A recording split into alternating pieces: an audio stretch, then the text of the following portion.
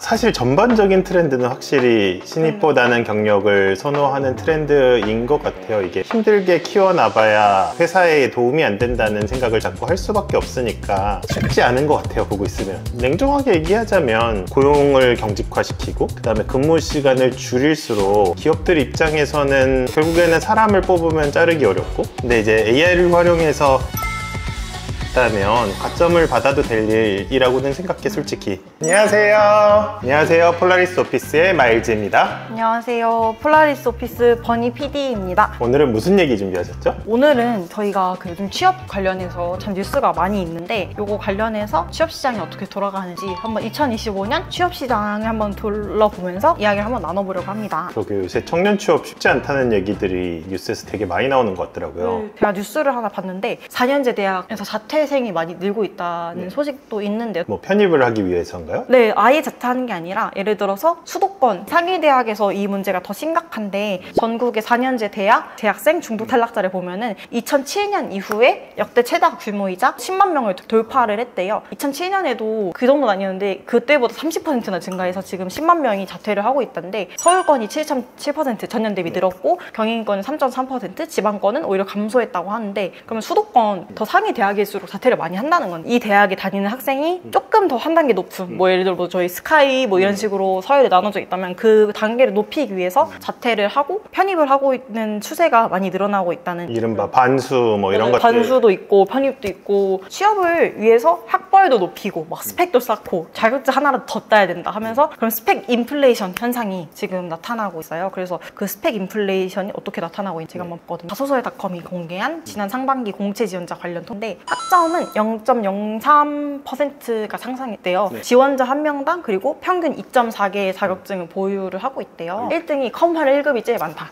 나 한능검 1급, 그 다음에 컴활 2급, 그 다음에 ADSP라고 데이터 분석 준전문가. 그게 상위권에 있을 정도예요. 네, 진짜 4등. 이게 IT 분야도 아니고 그냥 전체 취업자 기준. 지난 3반기에 공채 지원한 사람 중에 그 다음은 뭐 SQLD. 약간 IT 자격증들이 되게 상위권에 있네요. 아니 뭐 물론 데이터가 되게 중요하고 그런 것들 되게 중요하지만, 사실 모든 직무라고 하면 IT 말고도 엄청나게 많은 직무가 있는데 저런 자격증이 상위권에 올라올 수 있나, 너무 신기한 것 같아요. 그다음에 채용 트렌드, 이게 지금 오늘 메인 2025년 채용 전망이랑 키워드인데요. 경력 채용이 우세하다. 신입을 19.1%의 채용 담당자들이 늘릴 거다. 줄일 거다가 18.3%, 채용 계획이 없음이 18.3%래요. 사실 전반적인 트렌드는 확실히 신입보다는 경력을 선호하는 트렌드인 것 같아요. 이게 여러 가지 요인들이 있을 수도 있지만, 직원들의 장기 근무라는 게 트렌드에서 벗어나기도 하고, 어떻게 보면 자꾸 사실 언제든지 이직할 수 있는 상황이 되다 보니까 회사 입장에서는 반대로 사람을 키우는 거에 대한 투자가 어려워지는, 힘들게 키워나봐야 회사에 도움이 안 된다는 생각을 자꾸 할 수밖에 없으니까 쉽지 않은 것 같아요, 보고 있으면. 그다음에 신입 채용 시에 가장 중요한 요소가 뭔지 물어봤는데, 여러 자료들을 봤는데 컬처핏이라는 게 진짜 크게 나오더라고요. 그러니까 컬처핏이라는 건 어쨌든 회사가 추구하는 방향하고 맞춰서 일하는 방법인 것 같은데, 사실은 특히 AI가 많이 나오고 나서부터는 사실은 어떤 기능적인 것들을 잘하는 것만으로는 일을 잘하기가 쉽지 않아요. 예를 들어서 내가 그림을 엄청 잘 그려. 그럼 디자이너로서 성공할 수 있느냐, 성과를 낼 수 있느냐라고 보면 그림을 잘 그리는 것만으로는 안 되거든요. 우리 회사가 만드는 제품이 어떤 거고, 거기에서 디자인적으로 드러나야 되는 요소가 어떤 거고, 이걸 만들어서 내 산출물들을 가지고 개발이나 다른 마케팅이 어떻게 쓸지에 대한 환경적인 요소들도 그렇고, 이런 업무의 컨텍스트들을 잘 알아야 된단 말이에요. 그러면 업무의 컨텍스트를 잘 알고 알잘깔딱센으로 일하려면 상대방하고 대화도 돼야 되고, 저 사람이 뭘 원하는지, 뭘 하고 있는지, 뭐가 필요한지, 이런 것들을 잘 맞춰서 해야 되는데, 점점 저는 오히려 직무 스킬보다 이런 소셜 스킬들, 컬처핏이라고 하는 거라든지 아까 커뮤니케이션 능력이라고 하는 거라든지, 이런 게 점점 중요해질 수밖에 없다고 생각하는 거는, 개별 기능 자체는 어차피 얘가 해줄 거니까, 그러면 이 조직에 있는 사람들이 어떻게 같이 우리가 원하는 목표를 이뤄낼 것이냐, 이런 것들을 잘 융화해서 해나가는 게 되게 중요하다고 생각하거든요. 그러한 부분들을 되게 높게 보는 거라고 볼 수 있을 것 같아요. 그 다음 키워드로 짧은 근속 연수가 통계를 보면 5년 미만이 75.6%로 제일 많대요. 다음이 상시 채용. 기업들이 더 이상 정해진 시즌에 공채를 안 하고 지금 59%의 기업들이 상시 채용을 진행을 했대요. 많이 뽑아서 키우는 게 아니라 필요할 때 그냥 뽑아서 바로 투입시키겠다라는 의도가 지금 상시 채용이라는 트렌드에 녹아 있는 건데, 냉정하게 얘기하자면 고용을 경직화시키고 그 다음에 근무 시간을 줄일수록 기업들 입장에서는 결국에는 사람을 뽑으면 자르기 어렵고 업무 성과가 덜 난다고 더 많이 일을 시키기가 어려운 거잖아요. 그러면 당연히 당장의 전력이 되는 사람만 뽑겠다는 쪽으로 갈 수밖에 없다고 생각해요. 그래서 경력들은 계속 일하다가 어느 순간 이직하는 거니까 그렇죠. 뭐 특정 시점에 맞춰서 이직할 수는 없으니까 당연히 경력들은 수시 채용할 수밖에 없고, 신입들 같은 경우에는 사실 공채를 하면 좀 좋은 거는 동기가 좀 있으면 회사에 오래 남을 여지도 많고, 사실 분위기가 안 좋으면 같이 나가자가 될 수도 있으니까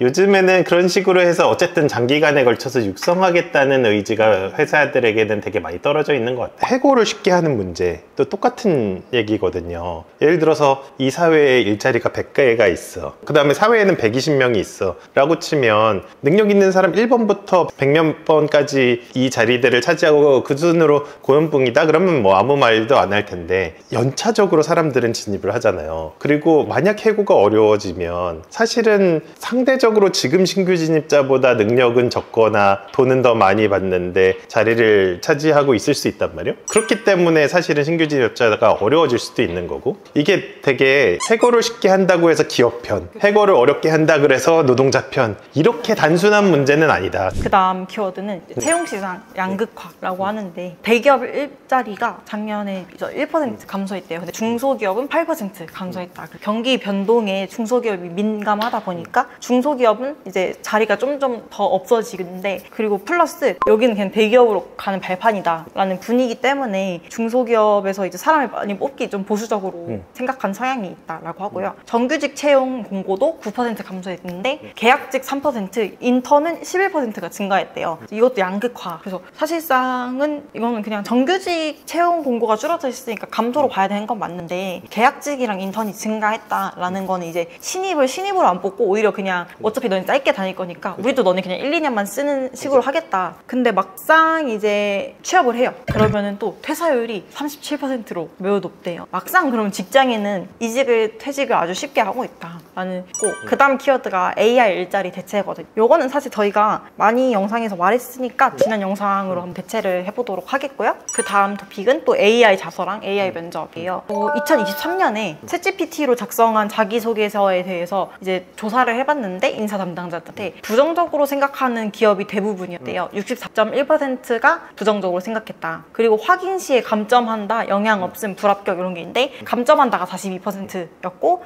불합격한다가 23%였대요. 근데 지금은 56.2%의 인사 담당자들이 이런 생성형 AI 활용 능력도 스펙이다라고 대답을 하고 있대요. 2025년 1분기에 제출된 자소서 중에 60%가 생성형 AI 활용해서 작성됐다라는 통계가 있었대요. 나도 요즘에 내가 쓰는 글 중에 생성형 AI의 도움을 하나도 안 받은 글은 진짜 없는 것 같아. 나도 자소서를 거짓으로 쓰는 거는 문제지. 이게 AI를 사용했건 안 사용했건. 근데 이제 AI를 활용해서 나의 실제적인 경험을 더 잘 드러냈다면 난 그게 뭐 가점을 받아도 될 일이라고는 생각해, 솔직히. 지금 그래서 2025년 채용 트렌드 키워드 정리해보면은 경력직 선호, 짧은 근속 연수, 활발한 이직, 상시 채용, 양극화, AI 일자리 대체, AI 인식 변화, 이런 키워드들이. 그러니까 난 근데 이제 중요한 건 어떡할 거냐인 것 같아. 그쵸. 그럼 어떡하느냐로 넘어가 볼까요? 하반기는 어떨까? 지금 자료를 가져와 봤는데 2025년 하반기가 공채가 조금씩 증가한다는 기사가 있었어요. 작년 대기업 채용 계획이 역대 10년간 조사에서 최저였대요. 근데 올해는 다시 회복세를 이루고 있다. 근데 원래 그리고 사실 공채라는 게 상반기에 되게 많은데 올해는 상반기에 진짜 역대급으로 너무 없었대요. 근데 하반기에 그래서 오히려 회복할 것으로 보인다라는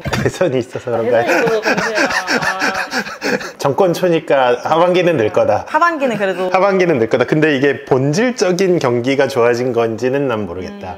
사실 이제 옛날처럼 사람 수가 늘어나는 거는 되게 어려운 일인 것 같아. 결국에는 우리 늘 얘기하지만 어느 정도 일을 만들어낼 수 있는 사람들에 대한 수요가 늘어날 수밖에 없고, 결국에는 그런 쪽으로 가지 않으면 어쨌든 뭐 지금 당장 취업한다고 하더라도 자기만의 색깔, 자기만의 브랜딩을 가진 가진 사람이 되지 않으면 장기적으로는 쉽지 않은 것 같아.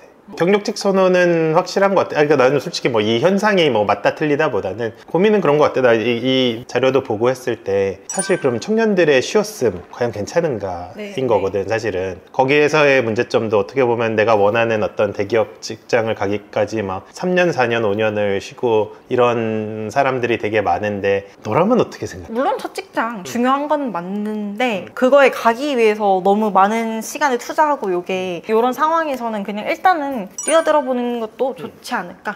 왜 예전에 우리가 최재천 교수님하고 같이 영상 찍을 때 그런 얘기 하셨거든. 자기가 대학 교육을 하는 게 어떻게 보면 그 학생이 평생 살아갈 지식을 가르쳐 주고 있다고 생각을 하는데 사실 학생들의 입장은 첫 직장을 구하는데 너무 많은 포커스가 맞아요. 가져 있다. 왜냐면 옛날처럼 이제 평생 직장도 아니면 평생에 뭐 5개, 10개의 직업을 가져야 되는 상황에서 첫 직장이 자기의 인생 전체를 드러내지 않게 될 텐데 왜 사람들이 자꾸 첫 직장에 어디로 갔느냐가 내 인생을 다룬다고 생각하는지 모르겠다 라고 말씀을 하셨거든. 근데 이제 현실로 보면 특히 고용이 경직된 사회에서 사실은 대기업의 일자리 아니면 뭐 되게 사람들이 선호하는 일자리는 많이 나오지 않고 일단 나와서 뽑으면 그만두지 않는단 말이야. 사람들이 자꾸 그 자리를 초기에 얻지 않으면 나는 평생 이 직업을 못 가질 거야 라고 생각하니까 자꾸 그런 행동들을 하는 것 같아. 근데 이게 과연 사회적으로 옳냐? 이거는 진짜 아닌 것 같고, 그리고 심지어 뭐 요새는 뭐 엔비디아 젠슨왕도 그 얘기하더라고. 한 달 뒤에 우리 회사가 망할 수 있다. 왜냐하면 세상이 너무 빠르게 변하기 때문에 지금 얘기하는 그런 좋은 일자리들이 과연 5년, 10년, 15년 뒤에도 좋은 일자리일 수 있느냐라고 생각하면 사실은 그렇지는 않을 수도 있다고 생각하거든. 단순히 옛날 평생 직장식의 개념에서 좋은 직장을 첫 직장에 얻는 게 과연 진짜 옳은 일이냐? 솔직히 나는 그렇지 않을 확률도 충분히 있다고 생각해. 그래서 어떻게 보면 눈을 낮추라는 게 아니라 내가 갈 수 있는 데를 가서 나를 발전시키는 거지. 앞으로는 그게 어디든 내가 갈 수 있는 데 가서 그러면서 자기 개발을 해서 어쨌든 자기가 원하는 일들 할 수 있도록 가야지. 단순히 뭐 그냥 첫 직장만 어떻게 난 좋은 직장 가면 내 평생이 해결된 거야 라는 거는 이제 더 이상 성립하지 않지 않을까.